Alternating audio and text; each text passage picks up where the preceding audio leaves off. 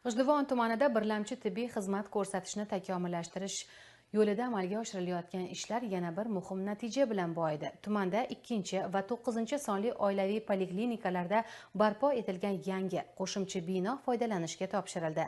Ushbu voqea nafaqat tibbiyot xodimlari, balki butun tuman aholisi uchun quvonchli yangilik bo'ldi.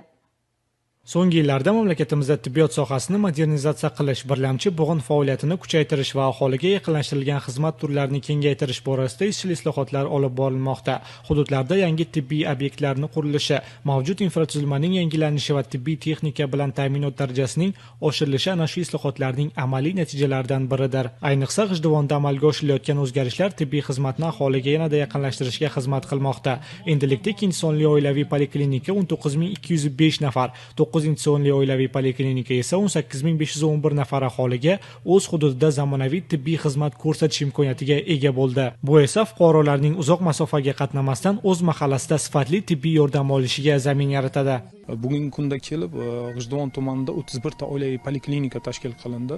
Yaqinda muhtaram prezidentimizni siyosatlarini izchil davom ettirish maqsadida hurmatli viloyat hokimimizning tashabbuslari bilan suvda mablag'lari asosida 2-son va 9-son oilaviy poliklinikalar qurib bitkazilib, demak o'sha foydalanishga topshirildi.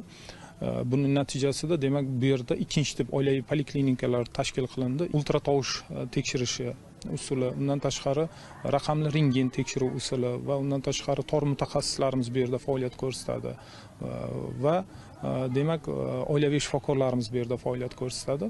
Muhtaram prezidentimiz aytganlaridek eng asosiy maqsad aholiga tibbiyotni yaqinlashtirishdan iborat bo'ladi.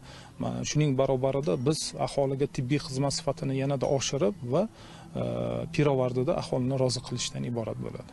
Qurilish ishlari uchun jami 4,5 milliard so'm mablag' sarflanib, obyektlar zamonaviy standartlar asosida barpo etildi. Yangi binolar qabul jarayonlarini sezilarli kengaytirish, bemorlarga xizmat ko'rsatish sifatini oshirish va tibbiy yordamning tezkorligini ta'minlashga xizmat qiladi. Poliklinikalarda zamonaviy diagnostika xonalari, keng va yo'riq kutish zallari, shuningdek bemorlar uchun qulay sharoitlar yaratilgan.